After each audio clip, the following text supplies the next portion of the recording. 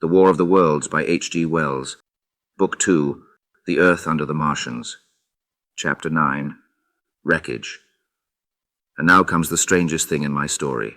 Yet perhaps it is not altogether strange. I remember, clearly and coldly and vividly, all that I did that day until the time that I stood weeping and praising God upon the summit of Primrose Hill. And then I forget. Of the next 3 days I know nothing.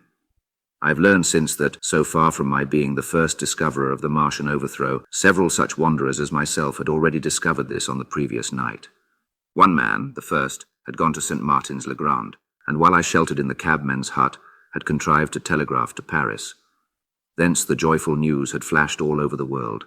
1,000 cities, chilled by ghastly apprehensions, suddenly flashed into frantic illuminations. They knew of it in Dublin, Edinburgh, Manchester, Birmingham, at the time when I stood upon the verge of the pit.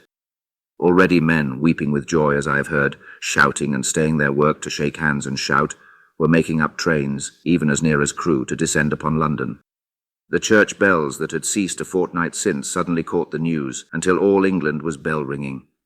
Men on cycles, lean-faced, unkempt, scorched along every country lane, shouting of unhoped deliverance, shouting to gaunt, staring figures of despair. And for the food, across the Channel, across the Irish Sea, across the Atlantic, corn, bread and meat were tearing to our relief. All the shipping in the world seemed going Londonward in those days. But of all this I have no memory. I drifted, a demented man. I found myself in a house of kindly people who had found me on the 3rd day wandering, weeping and raving through the streets of St. John's Wood. They have told me since that I was singing some insane doggerel about the last man left alive. Hurrah, the last man left alive. Troubled as they were with their own affairs, these people, whose name, much as I would like to express my gratitude to them, I may not even give here, nevertheless cumbered themselves with me, sheltered me, and protected me from myself. Apparently they had learned something of my story from me during the days of my lapse. Very gently, when my mind was assured again, did they break to me what they had learned of the fate of Leatherhead. 2 days after I was imprisoned, it had been destroyed, with every soul in it, by a Martian. He had swept it out of existence, as it seemed, without any provocation, as a boy might crush an ant-hill, in the mere wantonness of power. I was a lonely man, and they were very kind to me. I was a lonely man and a sad one, and they bore with me. I remained with them 4 days after my recovery. All that time I felt a growing craving to look once more on whatever remained of the little life that seemed so happy and bright in my past. It was a mere hopeless desire to feast upon my misery. They dissuaded me. They did all they could to divert me from this morbidity. But at last I could resist the impulse no longer, and promising faithfully to return to them, and parting, as I will confess, from these 4-day friends with tears, I went out again into the streets that had lately been so dark and strange and empty. Already they were busy with returning people. In places even there were shops open, and I saw a drinking fountain running water. I remember how mockingly bright the day seemed as I went back on my melancholy pilgrimage to the little house at Woking, how busy the streets and vivid the moving life about me. So many people were abroad everywhere, busied in 1,000 activities, that it seemed incredible that any great proportion of the population could have been slain. But then I noticed how yellow were the skins of the people I met, how shaggy the hair of the men, how large and bright their eyes, and that every other man still wore his dirty rags. Their faces seemed all with one of 2 expressions, a leaping exultation and energy or a grim resolution. Save for the expression of the faces, London seemed a city of tramps. The vestries were indiscriminately distributing bread sent us by the French government. The ribs of the few horses showed dismally. Haggard special constables with white badges stood at the corners of every street. I saw little of the mischief wrought by the Martians until I reached Wellington Street, and there I saw the red weed clambering over the buttresses of Waterloo Bridge. At the corner of the bridge, too, I saw one of the common contrasts of that grotesque time. A sheet of paper flaunting against a thicket of the red weed, transfixed by a stick that kept it in place. It was the placard of the first newspaper to resume publication, the Daily Mail. I bought a copy for a blackened shilling I found in my pocket. Most of it was in blank, but the solitary compositor who did the thing had amused himself by making a grotesque scheme of advertisement stereo on the back page. The matter he printed was emotional. The news organization had not as yet found its way back. I learned nothing fresh except that already in 1 week the examination of the Martian mechanisms had yielded astonishing results.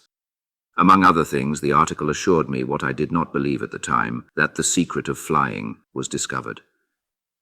At Waterloo, I found the free trains that were taking people to their homes. The first rush was already over. There were few people in the train, and I was in no mood for casual conversation. I got a compartment to myself and sat with folded arms, looking greyly at the sunlit devastation that flowed past the windows. And just outside the terminus, the train jolted over temporary rails, and on either side of the railway the houses were blackened ruins. To Clapham Junction, the face of London was grimy with powder of the black smoke, in spite of 2 days of thunderstorms and rain, and at Clapham Junction the line had been wrecked again. There were hundreds of out-of-work clerks and shopmen working side by side with the customary navvies, and we were jolted over a hasty relaying. All down the line from there, the aspect of the country was gaunt and unfamiliar. Wimbledon particularly had suffered. Walton, by virtue of its unburned pine woods, seemed the least hurt of any place along the line. The Wandle, the Mole, every little stream, was a heaped mass of red weed, in appearance between butcher's meat and pickled cabbage. The Surrey pine woods were too dry, however, for the festoons of the red climber. Beyond Wimbledon, within sight of the line, in certain nursery grounds, were the heaped masses of earth about the 6th cylinder. A number of people were standing about it, and some sappers were busy in the midst of it. Over it flaunted a Union Jack, flapping cheerfully in the morning breeze. The nursery grounds were everywhere crimson with the weed, a wide expanse of livid colour cut with purple shadows, and very painful to the eye. One's gaze went with infinite relief from the scorched greys and sullen reds of the foreground to the blue-green softness of the eastward hills.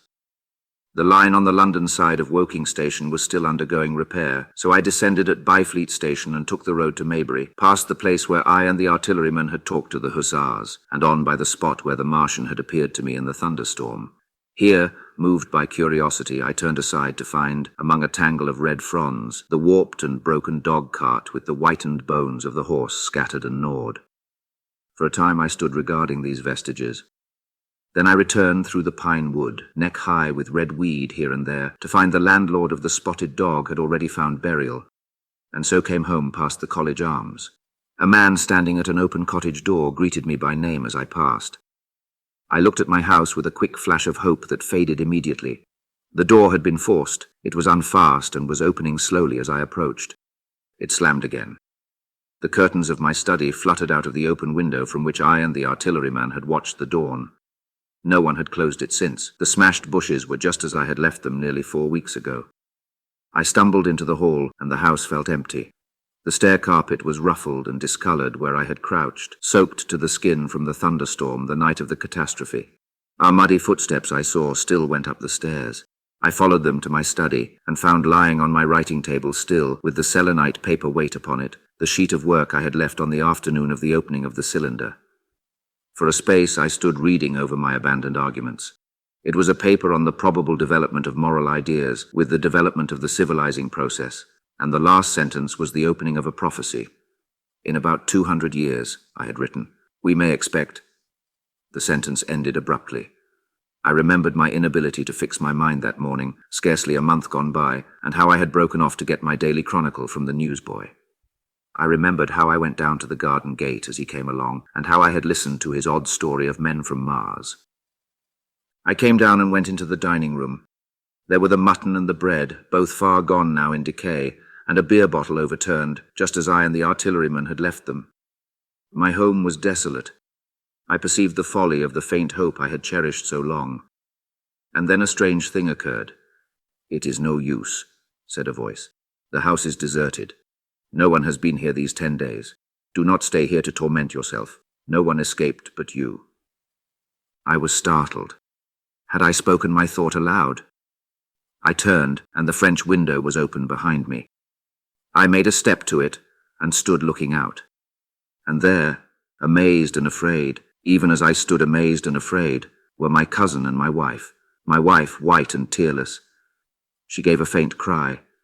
"I came," she said. "I knew. She put her hand to her throat, swayed. I made a step forward and caught her in my arms.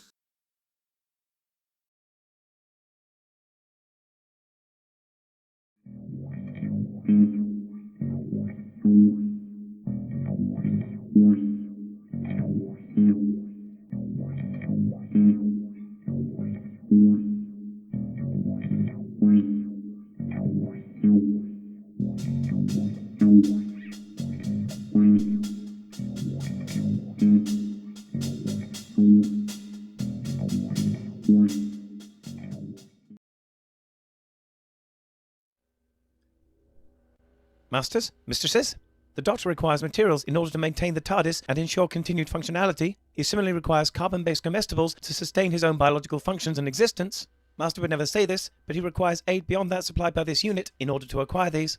To aid the Doctor in his various tasks and creations, this can be most effectively achieved via Patreon or Substack subscriptions, or through donations directly to PayPal. Or if you desire physical goods in return for your contributions, written accounts of my travels with the Doctor are also available on Amazon. Links are in the description below. Thank you, Masters, mistresses.